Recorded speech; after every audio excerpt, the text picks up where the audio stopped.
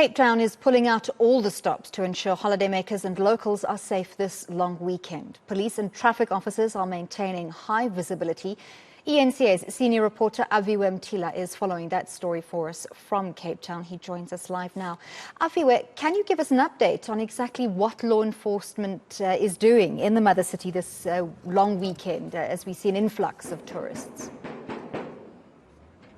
Annalie, it's that Operation Paseka that's nationwide, of course, in the Western Cape, no exception to that. They're actually in one of the shops here trying to knock and gain entrance here. That is the law enforcement agency, multidisciplinary, in fact, has already, it's been about 30 minutes that they've been on the ground, a number of arrests already made. I know the majority of them are undocumented people in the country, and of course, they're still continuing these operations. I am going to try and get a word with the provincial police commissioner, that's General Patekile, just to get an understanding of the operations here. But I also want to talk to the broader crime issues in the Western Cape. General Patekile, not to disturb you in your job, but maybe give us the latest update on what we're seeing and what's happening on the ground and the arrests. Right now we have already arrested 6 undocumented, one drug and driving in this space of time. And as we see, we are doing stop and search and doing VCPs in this area. We are finding things and also doing compliance inspection on the liquor outlets and these shops around here. We got in that other areas the liquor that are doing law enforcement of the compliances, and they are making some inroads on that side, but we have no arrested yet. But we just issue compliance notices where people did not comply, and that is the issue, to ensuring that we enforce the law and we are amongst the people, and those who are breaking the law, then we remove them from where, like this drunk and driving at this time of the day. And you can imagine if this person was going to drive, it was going to cause either some of the accidents or innocent young children, you know. General, I want to speak to the broader issues of crime in the Western Cape. I mean, it's notorious for gangsterism and a lot of murders happening around Cape Town and the Western Cape in general.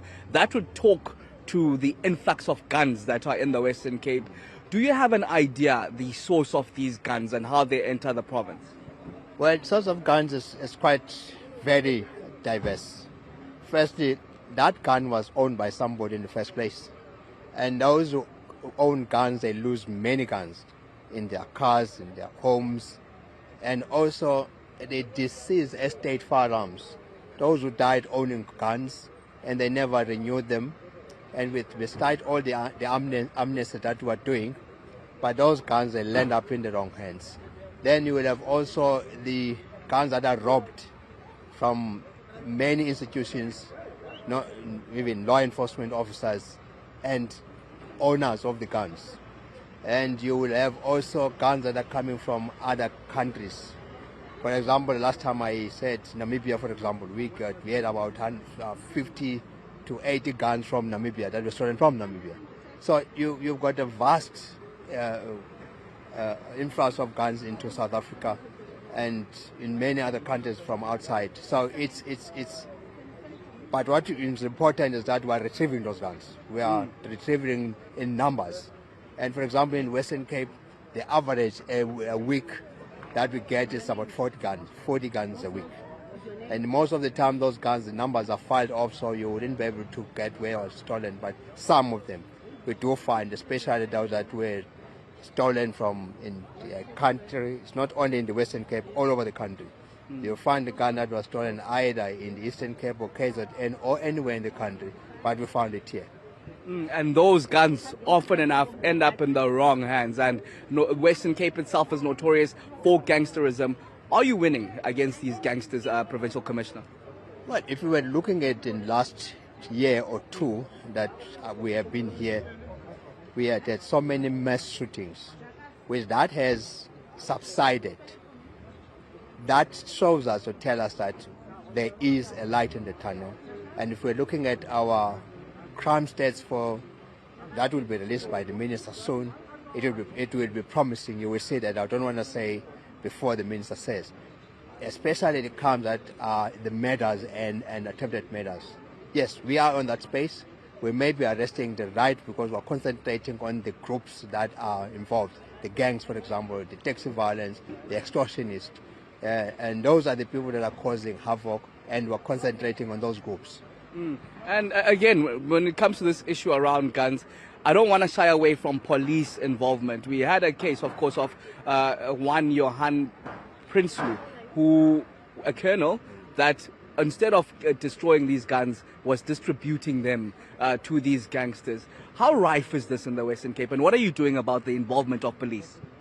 Look, we tolerate no corruption in the first place.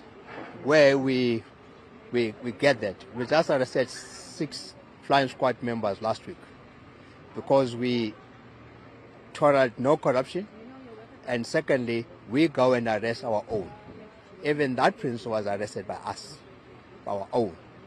Now, wherever we found corruption, we deal with it. But we are again appealing to the community and the public out there. They must report corruption. For example, when we are in these imbizos, like I was here and last week in Balanga, they were mentioning things which we are following up. And it's through the engagement with the community that we get to know about this thing. They don't come by themselves. It's a system from the community. But we deal with it. We rest assured that we are dealing with them. Wherever we found those who are corrupt, we lock them up. Maybe lastly, I must ask about Malusi Boy, mayoral member committee that, of course, has been axed from being an MMC around allegations of aiding and giving contracts to these gangs and mafias, housing mafia, basically. Where are we with that? Look, if it is subject to care, we are unable to comment much because investigation is continuing with that. Okay, let me leave you to your job. Thank you very much. That's the Provincial Police Commissioner, General Patakile in Langa, the oldest township in South Africa. Of course, as they continue with those Operation Paseka, you'll see a lot of movement, even just on my side there, as Omaputi shows you. One gentleman there getting a ticket, not sure what for. Multidisciplinary operation on the ground here, Annalie. Law enforcement, we're seeing TRT. And even there, further down, there's seemingly a taxi owner that's been given a ticket. A lot has to be dealt with in the Western Cape if it comes to the issues around crime. You heard there, of course, a lot of at least 40 guns that have been apprehended on a weekly basis. That will talk of the scourges of the guns that's out in the streets, and of course notorious is the Western Cape around the gangsterism that is in the province. Something that General Patakila suggests that they're dealing with, and in fact the crime stats that are to be released soon, he seems to suggest that they will be better than those crime stats that we heard of course, the last quarter.